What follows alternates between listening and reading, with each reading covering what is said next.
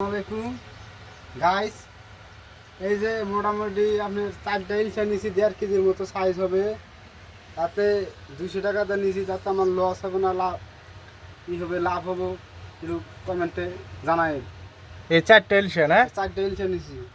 আচ্ছা, অনেক বড় বড় না? হ্যাঁ, ইলশার সাইজ মোটামুটি ভালো আছে। হ্যাঁ, আজকে বাফা হবে। এটা তো 1 কিলো হবে। এটা এটা হ্যাঁ হ্যাঁ, এটা 3 পোয়া হবে। 3 পোয়া। হ্যাঁ, আর এগুলা? এগুলো 3 পোয়া করে হবে। আচ্ছা, অনেক বড় বড়। অনেক বড় বড়। তে মোটামুটি বাফা বানামু।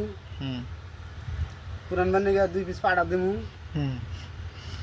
বুনজামের জন্য না? বুনজামের জন্য ওরা আশা করে রয়েছে। ওরা আশা করে ওপার বসে রয়েছে। মেয়ের পো আছে। হ্যাঁ, মেয়ের পো তো খুব মনে মনে খারাপ পাইছে যে আমরা এই ইলিশ মাছ গোনা তে এটা আমাদের আমাদের আসামের নদী, আসামের নদীর মাছ, কিন্তু ইলিশ হলো পদ্মার পদ্মার একদম তরুণ তাজা মাল। এখনই জাস্ট খালি হ্যাঁ। জালে থেকে তুলে নিয়ে আসলাম। খালি এখনই খালি তুলে নিয়ে আসলাম। ঠিক আছে, ইলিশা না খাওয়ালে কি হবো? আমরা খাইয়া সব দেবো, তোমরা অনুভব করো। তে ধুতিতে মোটামুটি ভালোই খাইতেছেন কদম ভাই।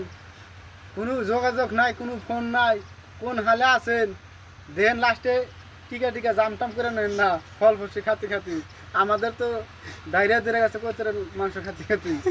আবার ইলিশ মাছ নিয়েছি আজকে।